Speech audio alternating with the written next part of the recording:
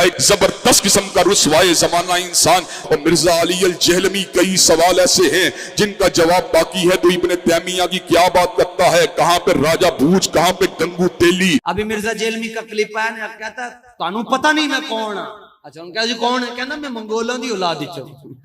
خود کہہ رہا ہے, کہنا میں منگولاں دی اولاد وچوں. میں کہا تو منگولاں دی اولاد وچوں, تیرے واسطے تے کتا ہی کافی ہے. بات سمجھ گئے ہو یا نہیں سمجھے؟ کہتا میں منگولوں کی اولاد میں سے میں یہ کر دوں گا وہ کر دوں گا. میں کہا تینوں پتہ ہے کوئی حضور دا کوئی کتا اٹھے گا جیڑا تیری گردن تے ہاتھ رکھ کے تیرے دو ٹوٹے کر کے رکھ چھڑے. آج ہر بدبخت الو اٹھ کے جو ہے نا صحابہ کے خلاف بھونکنا شروع کر دیتا ہے, اور یہ زہر کا پیالہ پی لے گا. بتا دوں حضرت معاویہ کے مسئلے میں بھی سامنے بیٹھنے کے لیے تیار نہیں ہے. یہ پی لے گا زہر کا پیالہ, یہ نہیں بیٹھے گا سامنے. اور مرزا جہلمی بولے گا اچھے غصبہ کہاں سے چلے گئے, کتے دے دماغ میں جو پاؤنک تو سوا ککھ نہیں آؤں گا. کتے دے دماغ میں جو پاؤنک تو سوا ککھ نہیں آؤں گا, ککھ نہیں آؤں گا. تو وہ اہل سنت میں سے لوگوں کو خریدتے ہیں جنہوں نے لبادہ اہل سنت کا پہناوا ہوتا ہے, اور حقیقت میں وہ رافضیت کے گندے نطفے ہوتے ہیں, جس کی بہت ساری مثالیں ہمارے سامنے موجود ہیں. اسحاق جھال والا مردود اسی قسم کے انسانوں میں سے تھا. انجینئر مرزا مردود اسی قسم کے انسانوں میں سے ہے. حضرات گرامی کا تیری اوقات کیا ہے, تیری حیثیت کیا ہے, تیرا مقام اور منصب, تیرا مرتبہ کیا ہے. ہر ابن تیمیہ سے محبت کرنے والا تیرے وجود کے پر تھوکے گا, تیرے کردار پہ تھوکے گا, تیری سیرت پہ تھوکے گا, تیرے نسب العین پہ تھوکے گا, تیرے نظریے پہ تھوکے گا. ایک مولوی اٹھیا نواں اسلام دے نا تے انہیں اسلام دا پردہ اڑے ہے. انجینئر محمد علی مرزا آندا ہے نا بابے نو میں جاننا. اور خبیثہ تو تے اپنے پیو نو نہیں جاندا, تینوں کی پتہ ہوئے نا بابیاں دے کمال دا ہے. آج کل وہ کمرے والی سرکار بھی وارد ہوئی ہے, اس کا کام ہی بس بیٹھ کے کیڑے نکالنا ہے, اور اس کو بیچارے کو آتا بھی کچھ نہیں ہے, بس کیڑے نکالے گا بیٹھ کے. تو مر جانا کیڑے کٹ کٹ کے. کیڑے والی سرکار تو مر جانا کیڑے کٹ کٹ کے, تو مر جانا ہے. تیرے جیسے کئی مر گئے, تیرے جیسے کئی مر گئے.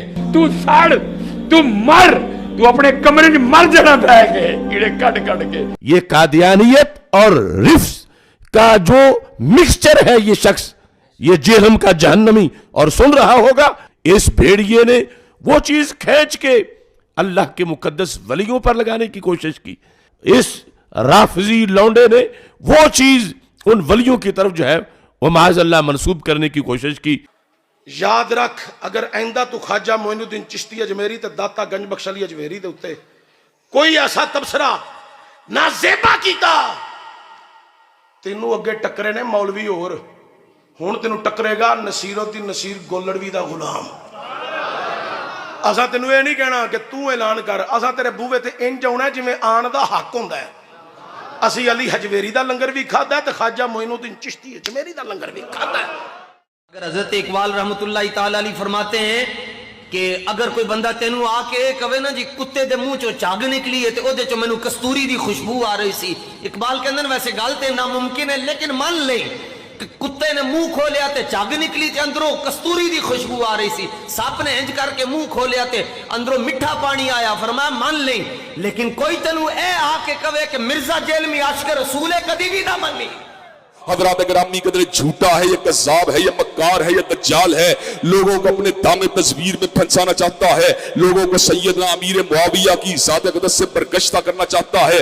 حضرات گرامی قدر دیکھ لیجئے, میں آپ کو لا وجہ البصیرت یہ بات کہتا ہوں, مرزا کل بھی ذلیل تھا, مرزا آج بھی ذلیل ہے, اور انشاءاللہ مرتے دم تک یہ ذلیل و رسوا ہی رہے گا. یہ مرزا جہلمی چھپا ہوا رافضی اہل سنت کا لبادہ اڑا ہوا.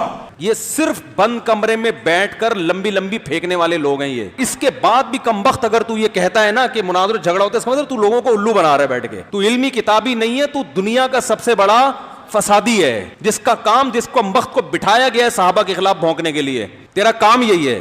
رافضیت کے پیسوں پہ پلنے والا, ایران کے ٹکڑوں پہ پلنے والا یہ جانور صحابہ کے بارے میں اپنی زبان گندی دراز کرتا ہے, اور حقیقت میں اس کا من پلیت ہے, اس کے ماننے والے اس سے بڑے پلیت ہیں.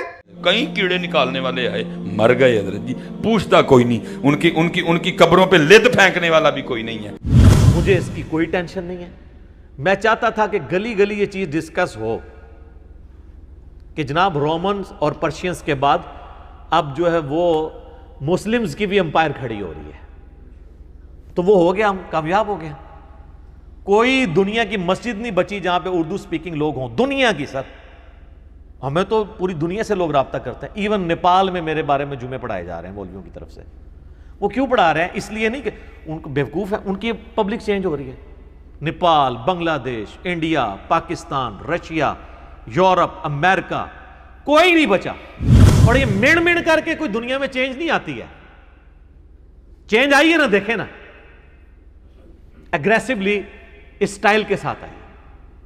مین کرنے سے کیا ہوتا ہے؟ کچھ بھی نہیں ہوتا. جو جدھر ہے وہیں رہتا ہے, اسی فرقے میں اور نیک ہو جاتا ہے. عقیدہ نہیں اپنا چینج کرتا.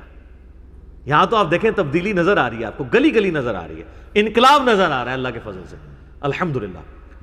تو میں اس پروپیگنڈے سے کبھی گھبراتا نہیں ہوں.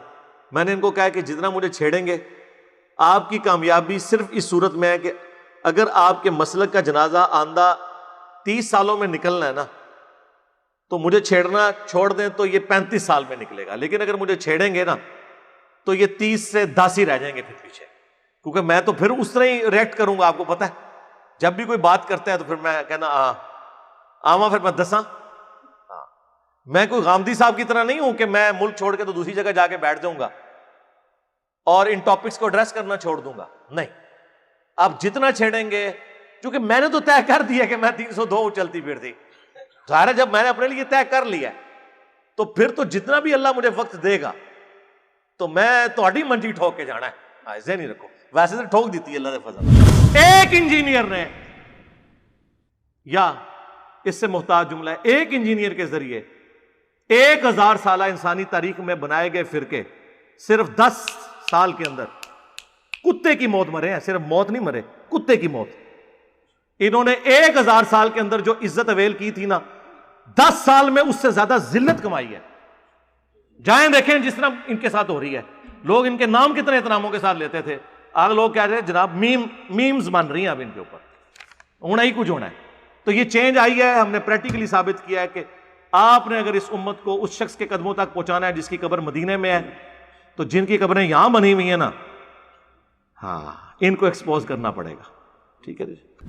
اور ان ساری باتوں پہ میں صرف ان کی پبلک کو ایڈریس کروں گا اور بڑے احترام کے ساتھ کہ مرنے سے پہلے اے مسلمان کر لے اس پہ غور, کتابوں کا خدا اور ہے, بابوں کا خدا اور.